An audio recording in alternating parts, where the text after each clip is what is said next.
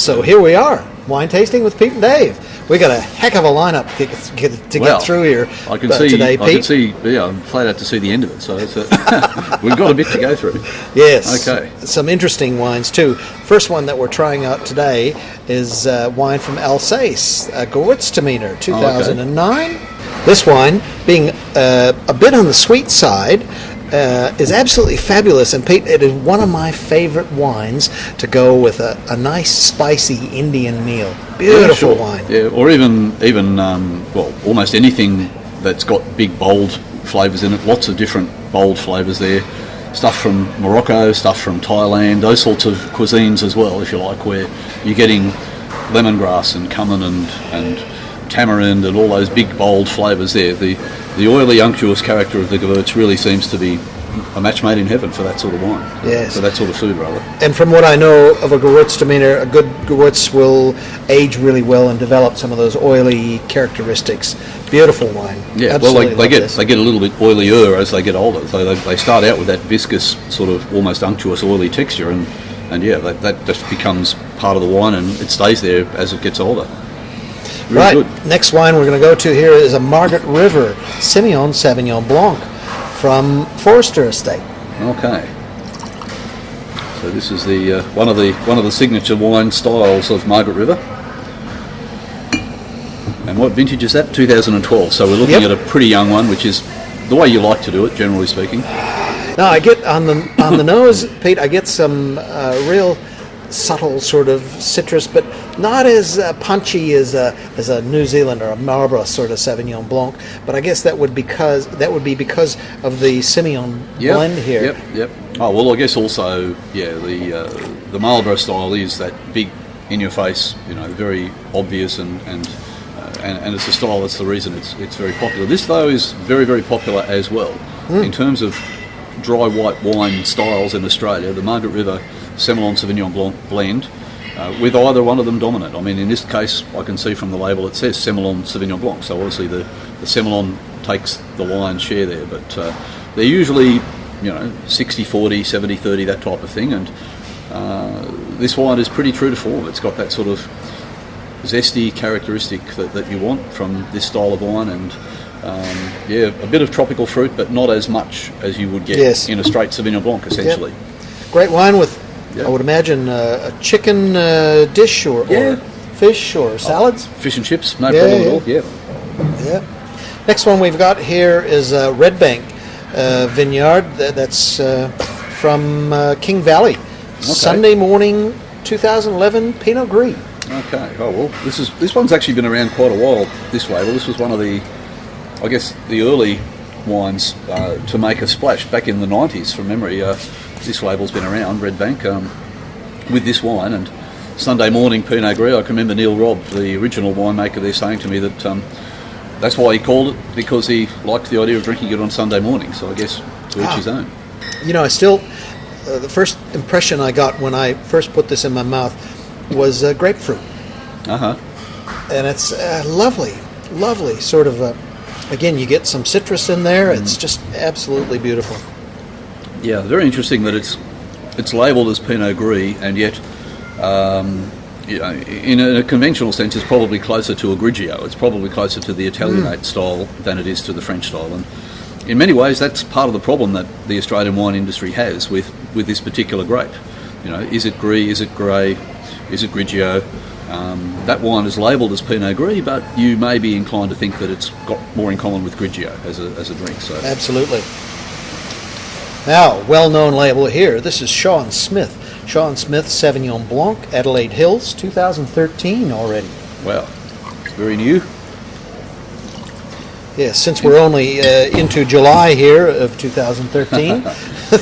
Well, I guess that's the thing about Sauvignon. The more popular examples of it are basically picked, pressed, into the tank, into a bottle, no oak needed, and you want to preserve those really vibrant, fresh fruit characters, and that's what you're going to get here. Some grassiness in there. Yeah, some nettles. Yeah.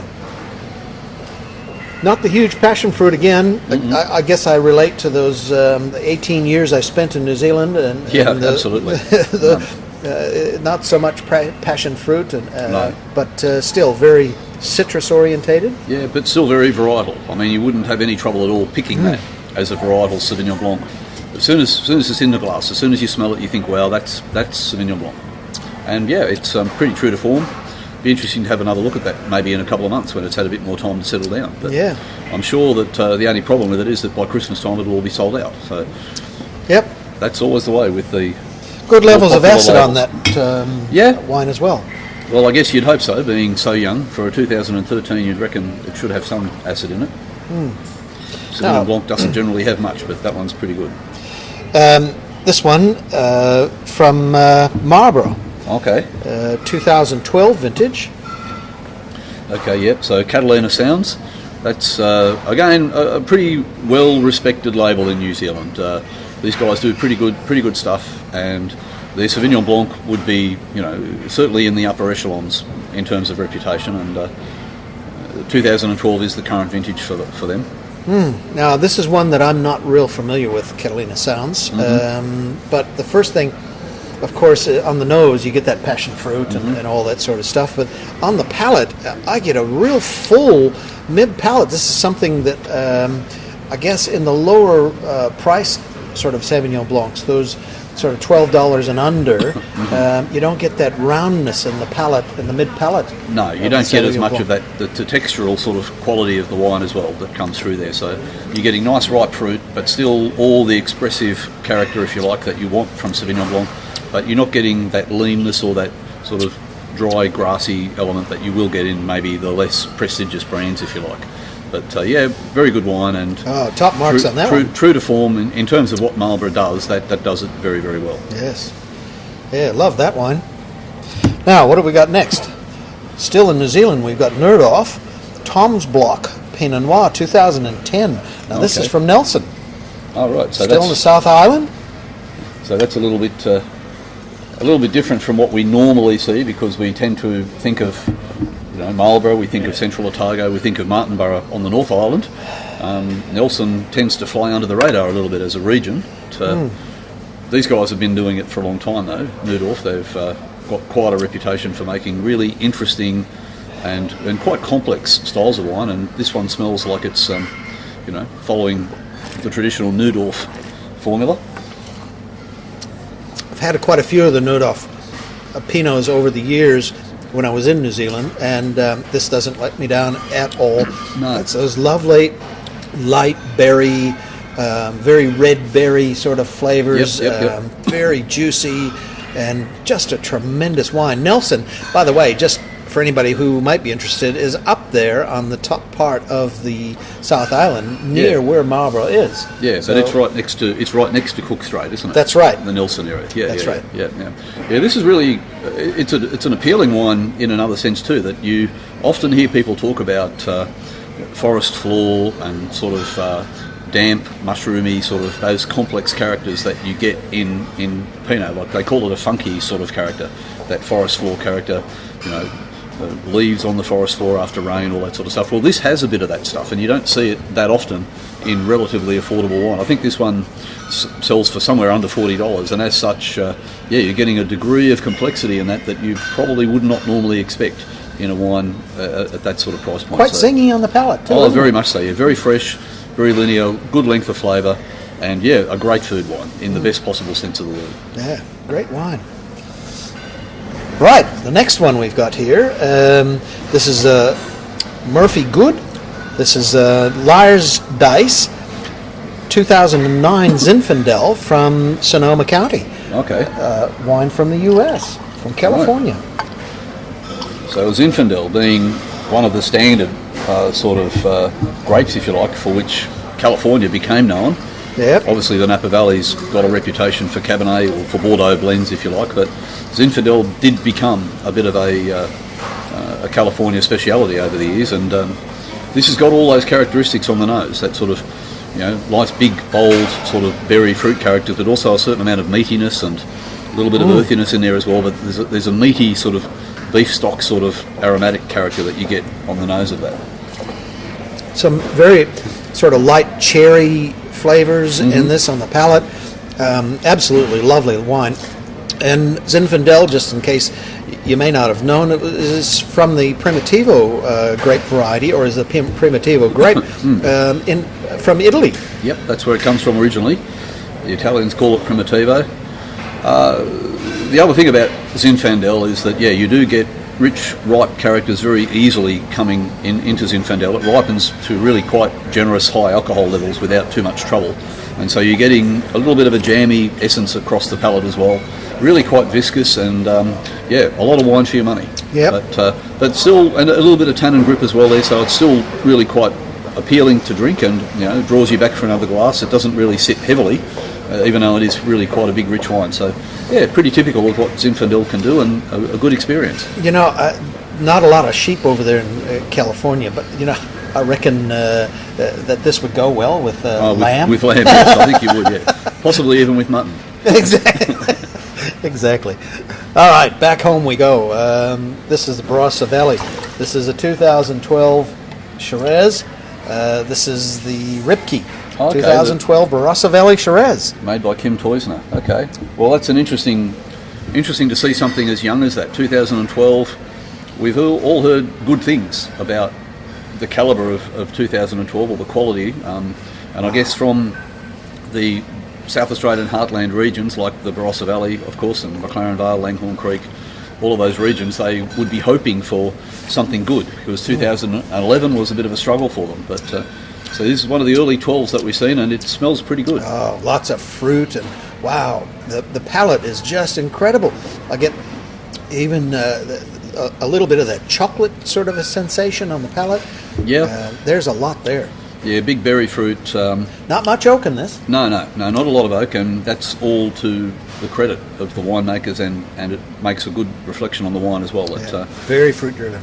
Yeah, but Kim Teusner tends not to overdo oak anyway. He likes oak to be there in a supporting role in most of his wines, and this is, I guess, not necessarily an entry-level wine as such, but a really classic introduction to young Barossa Shiraz, and that probably needs a big bit of steak, I think, at the moment. Yeah, absolutely. Yep. But I think you could put that down for another year or two and still end up with a beautiful wine. Yeah, I don't think it's going to change a lot in the next couple of years. It's probably going to hold on pretty well.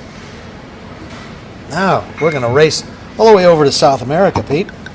We'll go to Argentina, and we'll try some of this Argentinian Malbec. Okay. This is Mendoza, Cake and Malbec. Okay. Yeah. Well, of course, as we all know, Malbec is the signature grape of Argentina. And we talked about beef with the previous one. Well, I guess they have rather a lot of it over there. It's a fairly meat-based diet in Argentina. Mm. And this sort of wine's tailor-made for protein. Mm. big sweet fruit, not entirely dissimilar to the aromatics that we got on that Zinfandel, but almost a bit of meatiness on the nose. Yeah, I get as far as the fruit is concerned, I can almost picture in my mind when I get it on the palate.